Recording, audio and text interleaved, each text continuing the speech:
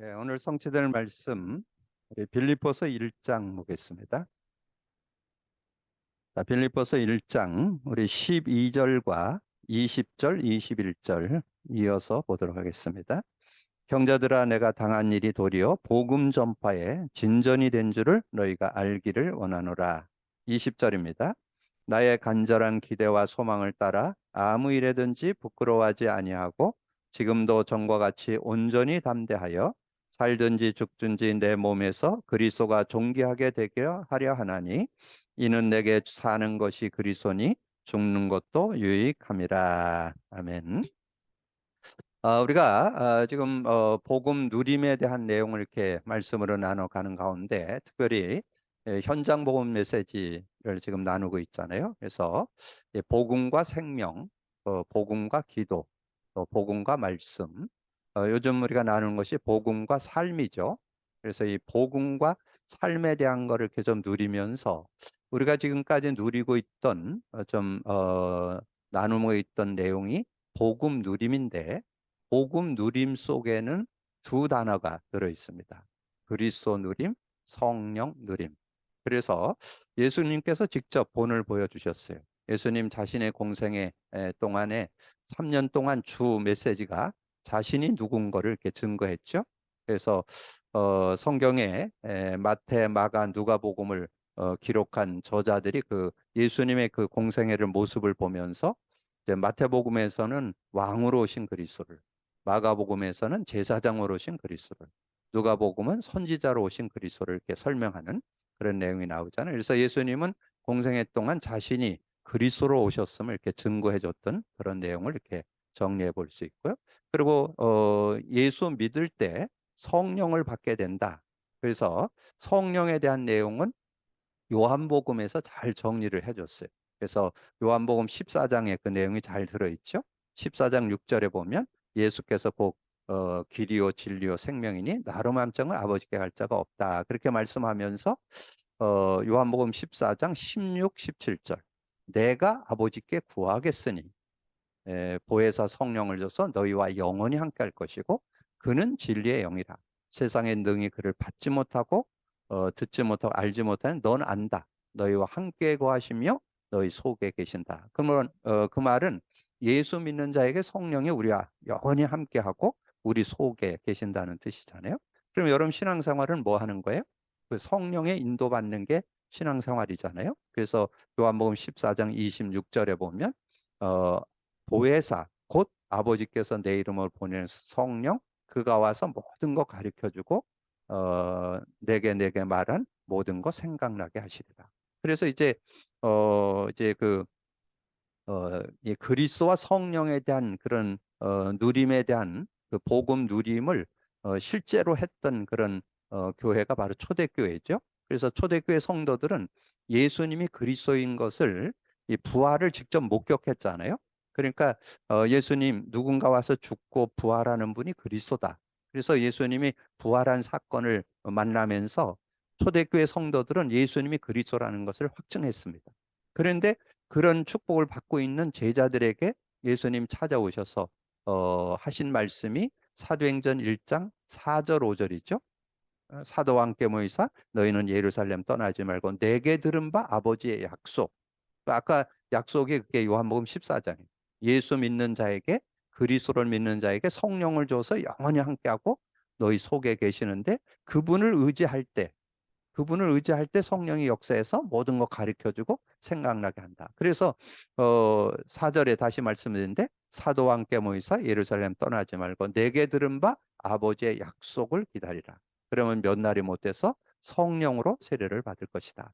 그러면서 이제 그러면 이스라엘 나라 회복됨이 이때니까 그렇게 얘기하니까 그것은 너희가 알 바 아니고 1장 8절에 오직 성령이 너에게 임하시면 너희가 권능을 받고 예루살렘 온 유대 사마리아 땅 끝까지로 내 증인이 되리라. 그래서 이제 그 사도행전 1장 8절을 하나님께서 성령으로 주신다. 성령 충만을 준다 그러니까 그래서 이제 그리스도 언약 잡고 오로지 기도했다고 그러죠.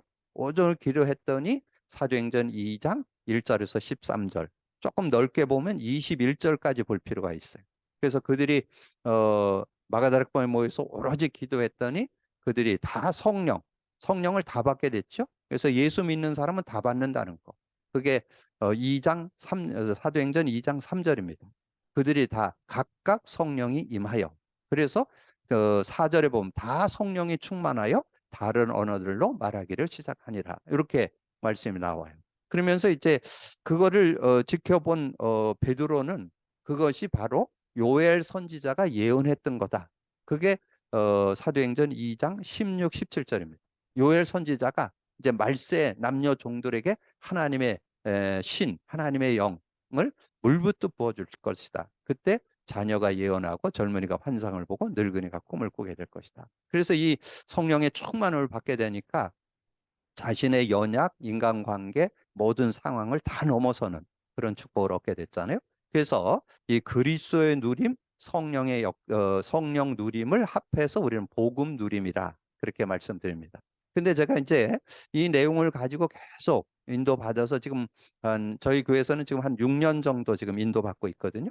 근데 인도 받으면서 최근에 더 이렇게 전에도 좀 알긴 했지만 최근에 더 확증된 게 있는데 이 사도 바울이 이 복음에 대한 것을 실제로 깨닫고 누렸구나. 이거를 제가 이렇게 정리하게 됐습니다. 그래서 사도 바울이 다메섹에 가다가 부활의 주님을 직접 만났잖아요. 사울아 사울아 네가 왜 날 박해하냐? 누구십니까? 나는 네가 박해하는 예수다. 그럴 때 예수님이 그리스도이신 것을 알게 됐잖아요. 그런데 이 사도 바울은 지식자이고 그러다 보니까 그 그리스도에 대한 의미를 실제로 이렇게 정리하게 됐는데 그게 골로새서입니다. 이 골로새서를 통해서 골로새서가 최고의 그 시대의 학문의 도시고 철학의 도시거든요. 그 지역에서 답을 내게 됐는데 그게 골로새서 1장 25절에서 29절에 보면 사도 바울이 그런 고백을 해요. 내가 교회 일꾼 된 것은 그게 25절이에요. 내가 교회 일꾼 된 것은 어, 그 하나님의 말씀을 이루려 함이다. 그렇게 얘기를 하면서 이제 그리스도에 대한 내용을 쭉 설명을 한 다음에 그리스도를 우리가 제대로 알고 누리면 어떻게 되냐? 그게 28절이에요. 우리가 그를 전파하여 각 사람을 권하고 모든 지혜로 각 사람을 가르침은 각 사람을 그리스도 안에서 완전한 자로 세우려 한다. 그래서 저는 그리스도를 믿을 때 구원받죠. 저는 그리스도를 정말 고백하고 한다면 여러분 우리 다 고백하잖아요. 모든 문제 해결. 모든 거 다 해결했다. 끝냈다. 이렇게 다 이야기하잖아요. 예수님 십자가에서 다 이루었다 그랬잖아요. 그래서 끝냈다. 그래서 뭘 끝냈어요?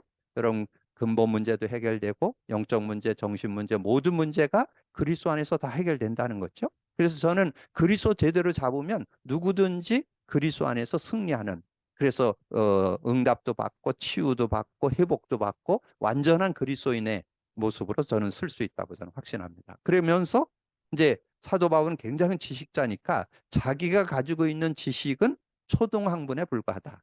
그게 골로새서 2장 1절에서 8절 내용, 특별히 8절에 나오죠. 철학과 헛된 속임수에 속지 말라. 그러면서 이 세상의 지식은 초등학문이다. 이렇게 설명을 하면서 그 그리스도 안에는 어떤 지식이 들어있느냐? 지혜, 지식의 모든 보화가 감추어졌다. 이게 2장 3절입니다. 그 안에는 지혜와 지식의 모든 보화가 감춰졌다. 저는 그래서 이 그리스도를 누리면서 야 정말 그리스도 안에 모든 게 다 들어있구나. 저는 요즘에 얼마나 행복한지 몰라요. 저는 뭐 이렇게 신앙생활 하고 사회생활 하고 뭐 이렇게 목회하고 이러다 보면 신경 쓰는 일 있잖아요. 뭐 이런저런 일들이 있어서 어떤 이렇게 두려움도 오고 신경도 쓰이고 걱정되는데 그때마다 저는 이 그리스도를 고백 선포를 하면 편안해지면서 거기에서 자유를 얻게 되고 승리하게 되는. 그래서 저는 그때 딱 생각나는 요절.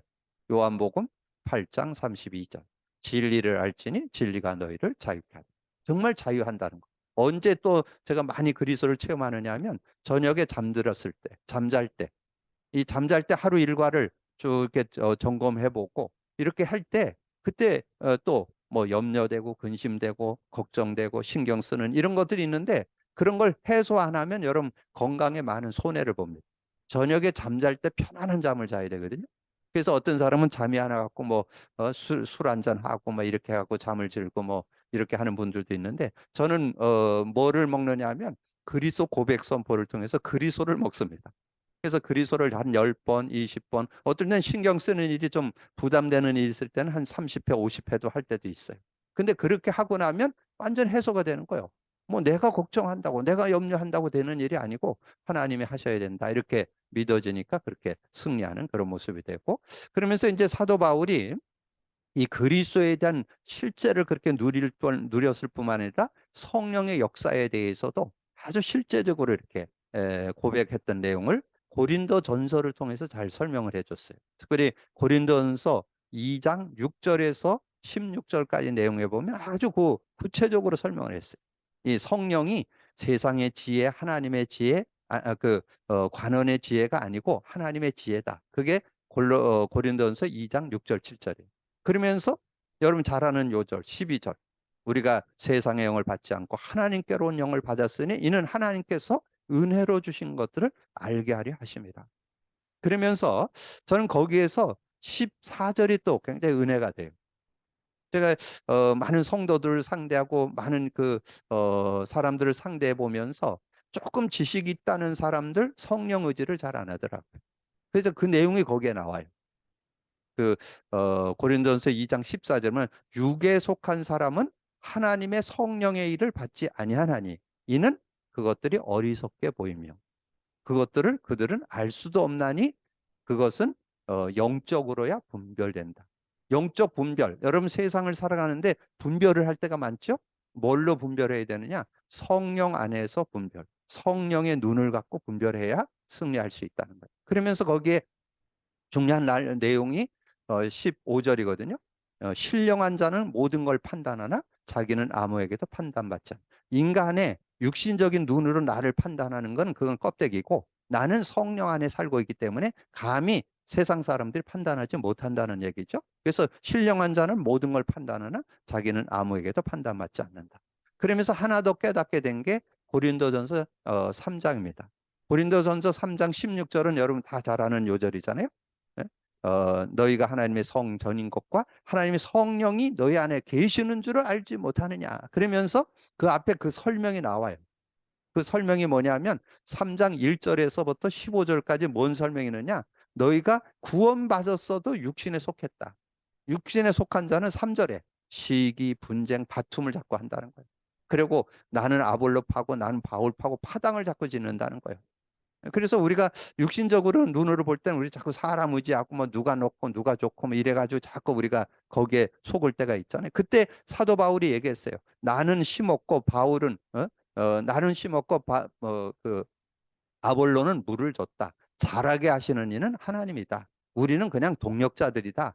우리를 자꾸 의지하고 우리를 자꾸 얘기하지 말아라. 그 얘기가 나오고 그 다음에 거기 뒤에 보면 거기에 이제 9절부터 이제 14절, 15절까지 보면 공적이 나와요. 공적. 그러니까 여러분의 신앙 생활이 드러난다는 거예요. 어떤 사람은 금과 은과 보석으로 나타나고 어떤 사람은 나무와 풀과 짚으로 나타나고 근데 공적이 뭘로 나타나냐? 불로 나타나는 불로. 불로 나타나는데 나무나 집이나 풀은 다 불타버리죠. 그리고 남는 건 금, 은, 보석만 남는단 말이에요. 근데 신앙생활을 했을 때 남는 신앙생활이 있고 남지 뭐 허사가 되는 여러분 신앙생활을 5년, 10년, 어떤 사람 50년 평생 했는데 하나님 보시기에 다 불타버리는 거예요. 그럴 때 거기에 끝에 나와요. 불 가운데 받는 것. 구원을 받되 불 가운데 받는다. 그게 15절에 나와요. 그건 뭐냐면 부끄러운 구원을 신앙생활을 했는데 하나님하고는 아무 상관없는 자기의 어떤 육신적인 생각과 육신적인 기준으로 신앙생활을 했다는 거죠. 근데 금과 은과 보석으로. 그래서 저는 거기에 금과 은과 보석은 뭐냐? 복음 누림 속에 신앙생활 한 거. 그래서 저는 제가 복음 누림을 이렇게 찾아낸 것은 특별한 게 아니고 성경적 원리, 참신앙 원리라는 거. 근데 저도 모태신앙으로 지금 60여 년을 신앙생활했는데 이것을 몇 년 전에 찾아냈대요. 그전에는 저도 그런 모습으로 살았겠죠. 그래서 이 복음 누림은 해도 되고 안 해도 되는 게 아니다. 그리고 모든 거를 풀어내는 놀라운 축복이 이 안에 다 들어있다는 거예요. 그래서 여러분 전도자의 삶 21가지 나오잖아요. 그 중에서 여러분 당연 필연 그럴 때 여러분 복음 누리면 당연하면 필연 절대 따라오고 여러분이 복음 누림 오직 되면 유일성 재창조 따라오고 여러분 정말 복음 누림이 일심되면 전심 지속은 따라오게 돼요. 복음 누림이 24 되면 25 영원은 따라오게 돼요. 복음 누림이 각인된다? 그러면 뿌리 체질은 따라오게 되는. 그런 응답을 받게 되는. 그래서 이 복음 누림이 신앙생활의 아주 근본이고 기본이고 기초다. 베이스다. 그래서 신앙생활은 이 복음 누림은 해도 되고 안 해도 되는 것이 아니다. 자, 그렇게 할 때 오늘 제목이 이제 은혜가 되는 거예요. 그리스도 안에서 가지는 성도의 관점. 그러면 이 바울이 그런 중심을 복음을 누리고 있으니까 어떤 일을 만나도 거기에 대해서 동료가 안 되는 거예요. 왜냐하면 지금 이 내용이 빌립보 감옥에서 쓴 편지거든요. 근데 옥중서신이라고 그러잖아요. 이 옥중서신 내용 속에 오늘 12절이 뭐예요? 12절을 보니까 감옥에 갇혔는데 형제들아 내가 당한 일이 도리어 복음을 전파하는데 진전이 될 줄을 너희가 알기를 원하는. 그래서 나를 감옥에 가둔 거로 인해서 복음도 전파하고 내가 감옥에 가둔 거를 욕하면서도 복음이 증거되고 어떻게든지 모든 상황을 통해서 복음이 증거될 것이다. 이런 내용이에요. 그러니까 우리 성도들의 관점은 그런 관점이 돼야 된다. 그러면 여러분이 메시지를 들으면서 깨달은 거 있지 않아요? 여러분 인간관계에서 여러분 가져야 될 5 단어가 뭐예요? 어떤 인간도 복음의 눈으로 보면 이해, 수용, 초월, 배려, 섬김 되잖아요. 그게 따라오잖아요. 그리고 여러분 어떤 사실을 볼 때 세상은 뭘 봐요? 대부분 사람들은 현실만 보죠. 근데 우리는 거기서 뭘 봐야 돼요? 사실 봐야 되죠. 사실 넘어서 뭘 봐요? 진실. 진실 넘어서 뭘 봐요? 영적 사실. 네? 영적 사실 넘어서 하나님의 계획. 이걸 보는. 그래서 여러분이 인간관계도 충분히 복음 누리면서 승리할 수 있고 어떤 것을 결정하고 판단하고 정할 때도 우리가 그런 눈을 가지고 보게 되면 완전 승리할 수 있다. 그래서 여러분 오늘 메시지 들어가기 전에 서론에서 우리가 좀 잡을 거는 서론에서 우리가 잡을 것은 뭘 잡아야 되겠냐? 저는 성구 3개를 여러분에게 드리고 싶어요. 그래서 예수님이 정말 복음 가진 자는 정말 그리스도가 역사할 때, 성령이 역사할 때 평안을 누린다 그랬잖아요. 우리가 예수 믿을 때 평안을 얻었는데 그 평안이 누려진다. 요한복음 16장 33절. 이것을 너에게 이르는 것은 너희가 내 안에서 평안을 누리게 하려 함이라. 그러면서 그 뒤에 뭐 나와요? 세상에서 환난을 당하나 담대하라. 내가 세상을 이겼다. 근데 많은 분들이 그 끝에만 외워요. 세상에서 환난을 당하나 담대하라. 내가 세상을 이겼노라. 그래서 예수님이 다 끝냈어. 주님이 다 해결했어. 그럼 뭐 틀린 건 아니에요. 근데 그거 이기는 지름길인데 그게 평안. 평안이 누리고 있으면 뭐 그 문제 기다리면 돼요, 그냥. 그럼 하나님의 은혜 가운데 인도받게 되는 그런 모습이 되고 그러면서 이제 로마서 8장 28절. 여러분 잘 알죠? 하나님을 사랑하는 자, 곧 그 뜻대로 부르심을 입은 자들은 모든 것이 협력하여 선을 이룬다. 근데 여러분 뭐 안에서? 복음 안에서 복음 누림 속에서 기다리면 됩니다. 그렇다면 기다려지질 않죠. 모든 것이 협력해서 선을 이루게 될 것이라는 그런 믿음을 갖게 되잖아요. 그러면서 우리가 승리의 확신이 뭐예요? 고린도전서 10장 13절. 그래서 저는 복음 가진 자는 이 중심 가지고 편안함을 주시고 하나님께서 그 어떤 세상의 환란을 당하나 승리하는 이기게 되는 그런 응답이 있고 그다음에 협력하여서 선을 이루게 되고 그리고 고린도전서 10장 13절 사람이 감당할 시험 밖에는 너희가 당한 것이 없나니 오직 하나님은 미쁘사 너희가 감당치 못할 시험 당함을 허락지 아니하고 시험 당할 쯤에 또한 피할 길을 해서 너희로 능히 감당하게 하시는 그런 중심 가지고 우리가 인도받는다면 승리할 수 있겠죠. 그래서 서론 보세요. 자주 하나님의 축복은 고난이라는 가면을 쓰고 온다. 고통이라는 가면을 쓰고 나타나기 때문에 많은 사람들이 낭망하고 여기에 많은 축복을 놓치게 된다. 변장된 하나님의 축복은 시험이라는 옷을 입고 나타나서 사람을 통하여 환경을 통하여 사건을 통하여 나타난다. 하나님은 왜 이렇게 하실까? 그것은 하나님의 참 복음을 참 축복을 믿음을 가질 자에게 주시기 위함이다. 겸손히 인내한 자에게 주기 위함이고 기도의 사람에게 주기 위함이다. 겸손히 인내하고 인도받는 자에게 주기 위함이다. 어떤 사람은 시험과 고난을 통해 하나님께 더 가까이 나가고 어떤 이는 믿음이 더욱 연약해져서 넘어지고 만다. 그것은 하나님의 방법을 몰랐기 때문이다. 그래서 여러분이 정말 이게 하나님께서 여러분을 구원 하신 여러분께서 하나님의 자녀 삼은 하나님께서 여러분의 인생을 완전히 책임져 주시는. 근데 그 축복이 그리스도 속에, 그리스도는 여러분의 근본 모든 문제 해결자. 그리고 여러분을 온전케 하는 능력이 들어있고 치유가 들어있고 회복이 들어있다는 거. 그런 그 믿음 갖고 인도받고. 그리고 여러분 세상을 살아가는데 힘이 필요하잖아요. 이 성령의 능력을 여러분 덧입는다면 조금도 모자라잖아요. 그래서 이 복음 누림이 베이스가 된다면 어떤 것도 승리하면서 살아갈 수 있는 그런 모습이 될 수 있다. 그래서 거기 성경에 나타난 몇 가지 얘가 출애굽기 14장이 이제 모세와 백성들을 중심해서 설명한 거죠.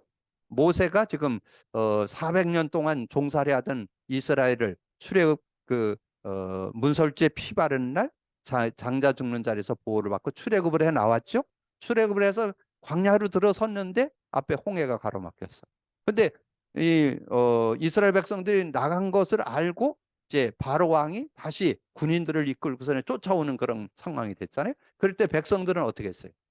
원망불평해서 왜 우리를 여기까지 끌고 와서 여기서 죽게 만드냐. 왜냐면 앞에 홍해가 있으니까 갈 수도 없고 뒤에 애국 군대가 쳐들어오니까 쫓아오니까 그런 상황이니까 원망불평할 수밖에 없잖아요. 그때 이 모세의 고백, 그게 여러분의 고백이 돼요. 여러분 그런 모습을 만났을 때 하나님께서 이 일을 통해서 어떤 응답을 주실 건가 이렇게 바라볼 수 있는. 그래서 거기 출애굽기 14장 10절에서 14절 그 앞에 10절에서 12절까지는 백성들의 불평이 나오고 13절 14절에는 그 모세의 고백이 나와요. 모세가 뭐라 했냐? 모세가 백성에게 이르되 너희는 두려워하지 말고 가만히 서서 여호와께서 오늘 너희를 위하여 행하시는 구원을 보라. 너희가 오늘 본 이 애굽 사람을 영원히 다시 보지 아니하리라. 여호와께서 너희를 위하여 싸우시리니 너희는 가만히 있을자. 이게 왜 이 모세가 이런 고백할 수 있었을까요? 모세는 피 언약에 대한 거 확실히 갖고 있던 사람이죠. 그리고 피 언약을 잡고 증거받았잖아요. 출애굽의 역사를 체험했잖아요. 그리고 출애굽하기 전에 10가지 기적을 또 맛봤어요. 하나님이 함께하는 걸 체험했어요. 그러니까 전혀 흔들림이 없어. 그러니까 뒤에 똑같은 상황 만났잖아요. 애국 군대가 쳐들어오고 쫓아오고 앞에는 홍해가 가로막았는데 거기에 대해서 두려움이 없는 하나님이 일하시는 걸 보라는 거예요. 어떻게 일하실지 모르지만 하나님이 하실 거라는 거예요. 그때 하나님께서 이제 모세를 통해서 홍해를 가르고 건너게 하는 그런 응답을 허락하시는 것을 보게 되죠. 그리고 창세기 39장 1절에서 6절은 그 요셉에 대한 얘기잖아요. 2절에 나오죠. 여호와께서 요셉과 함께 하심으로 그가 형통한 자가 되어 보디발 집에 있었다 그랬죠. 39장 19절에서 하면 어디에? 감옥 갔잖아. 감옥 갔는데도 거기에서도 여호와께서 21절에 여호와께서 요셉과 함께 하시고 그에게 인자를 더하사 간수장에게 은혜를 있게 하셨다.